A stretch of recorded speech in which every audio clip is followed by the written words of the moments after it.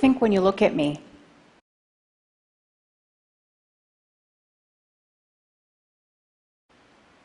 A woman of faith, an expert, maybe even a sister, or oppressed, brainwashed, a terrorist, or just an airport security line delay. That one's actually true.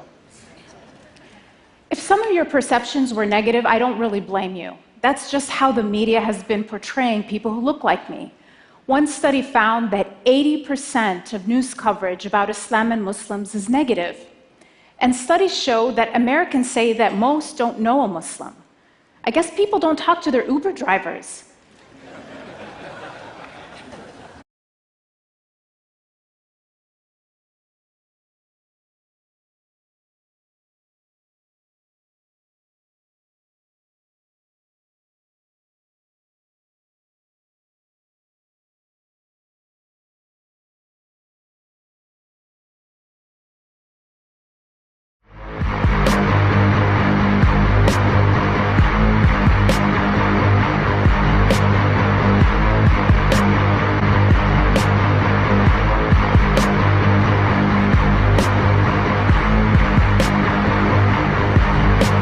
Run.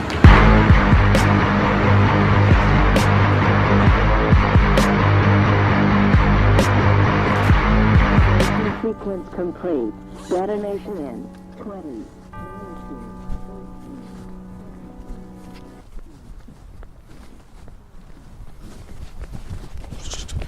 Fuck.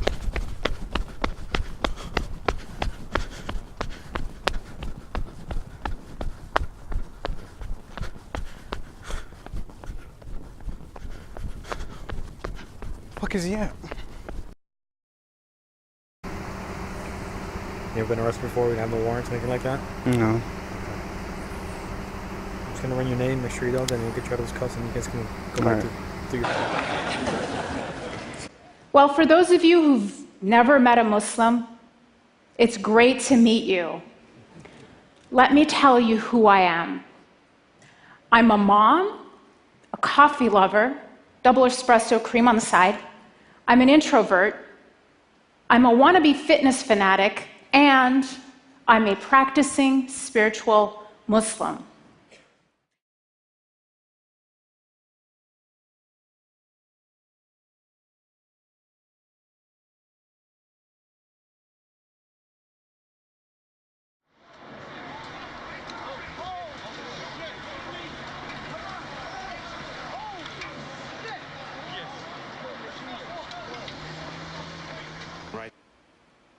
I get it that people were angry at the terrorists. Guess what? So was I. And so to have to explain yourself all the time isn't easy.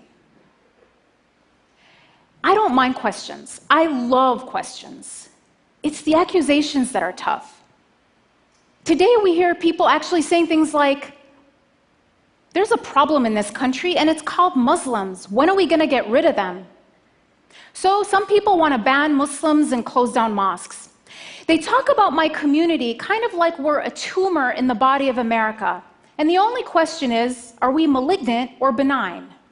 You know, a malignant tumor you extract altogether, and a benign tumor you just keep under surveillance. The choices don't make sense because it's the wrong question. Muslims, like all other Americans, aren't a tumor in the body of America. We're a vital organ.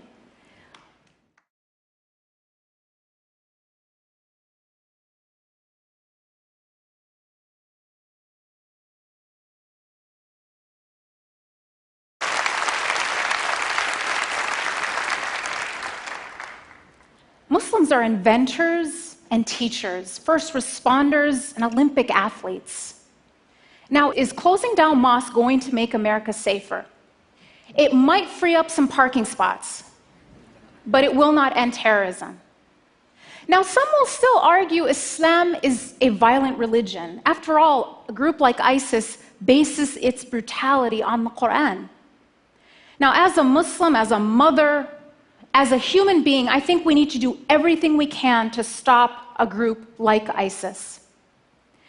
But we would be giving into their narrative if we cast them as representatives of a faith of 1.6 billion people. Thank you. ISIS has as much to do with Islam as the Ku Klux Klan has to do with Christianity. But over their long history, the Ku Klux Klan has always managed to rebuild. In the end, ladies and gentlemen, these homosexuals, race mixers, Jews, they will all be the fertilizer in the land.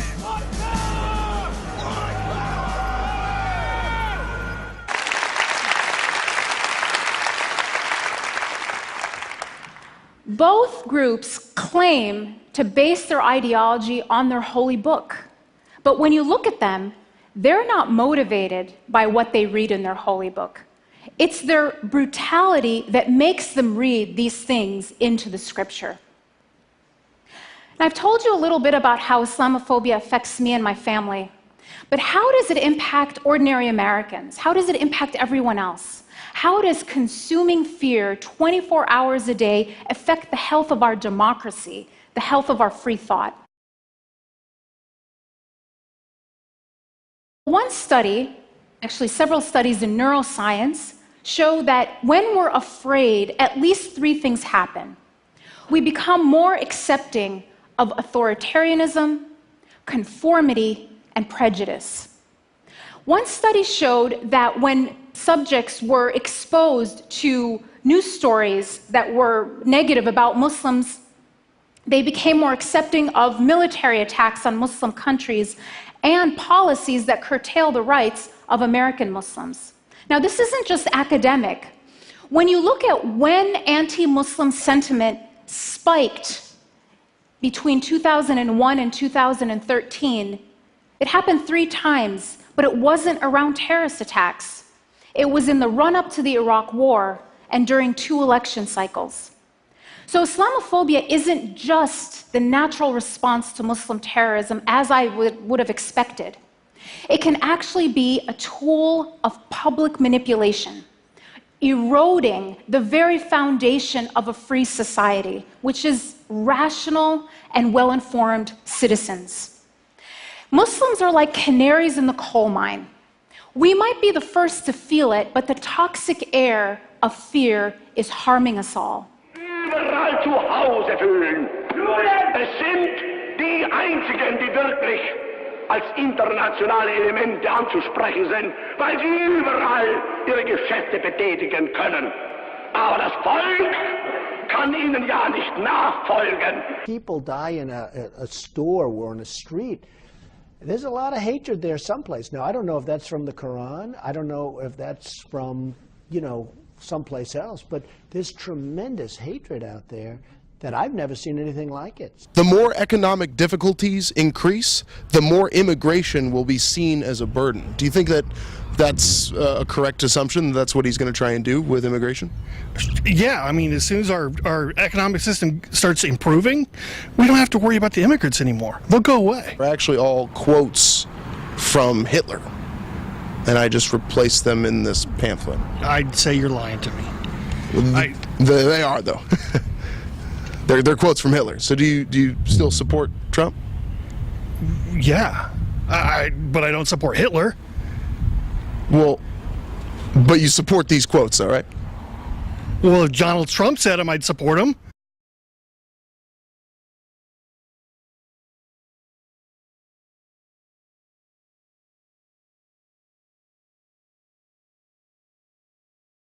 Blouse. 1, 2, 3. Blusa. So similar. That was cool. Pants. 1, 2, 3. Pantalones. How do you say it? Pantalon. Pantalon. That's cool. Pantalones. Shirt. 1, 2, 3. Camisa. Oh, you're just saying an A after, so it's like almost the same. Yeah, camisa. Camis? Yeah. Sugar.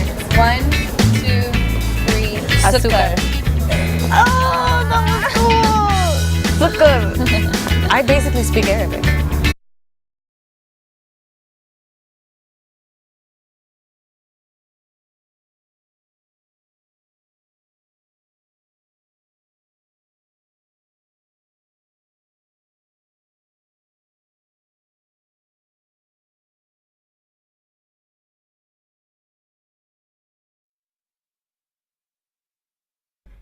¿Cuál es el muñeco moreno? Este.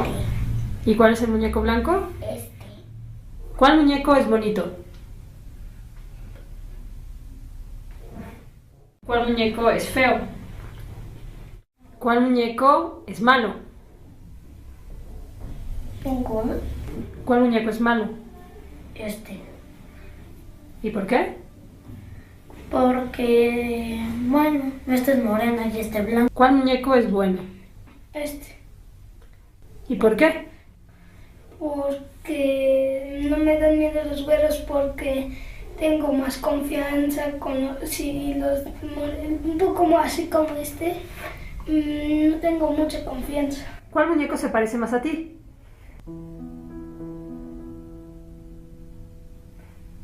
Este. ¿En qué?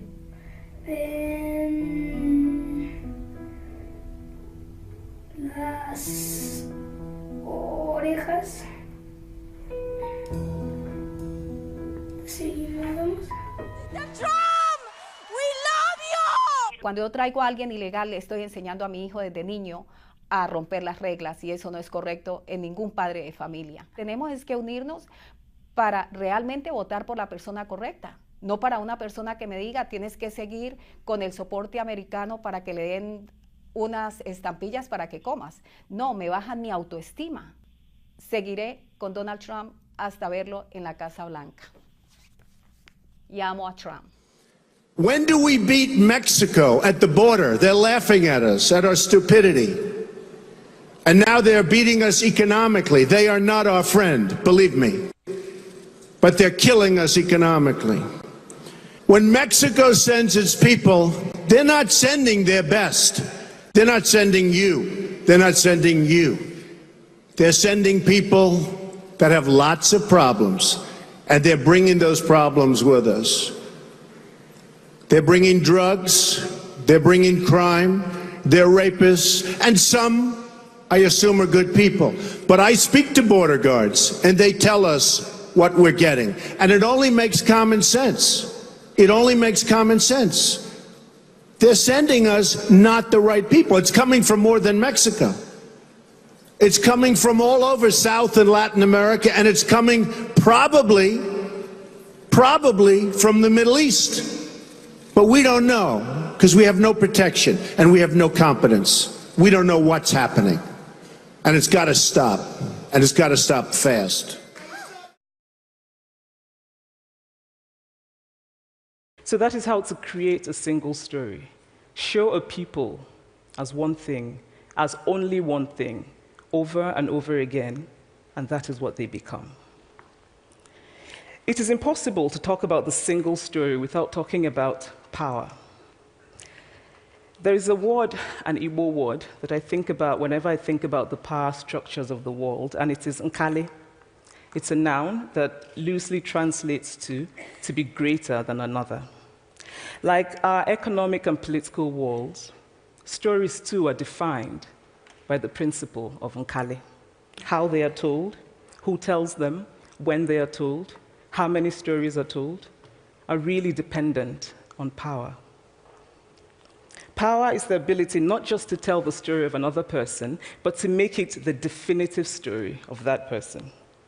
The Palestinian poet Mourid Barghouti writes that if you want to dispossess a people, the simplest way to do it is to tell their story and to start with secondly. Start the story with the arrows of the Native Americans and not with the arrival of the British, and you have an entirely different story. Start the story with the failure of the African state and not with the colonial creation of the African state, and you have an entirely different story. I recently spoke at a university where a student told me that it was such a shame that Nigerian men were physical abusers like the father character in my novel. I told him that I had just read a novel called American Psycho, and that it was such a shame that young Americans were serial murderers. Now,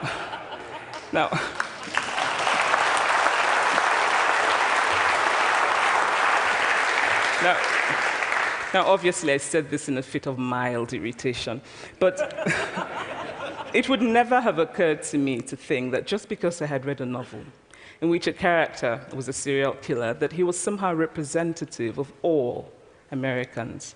And now, this is not because I'm a better person than that student, but because of America's cultural and economic power, I had many stories of America. I had read Tyler, Updike, and Steinbeck, and Gateskill. I did not have a single story of America.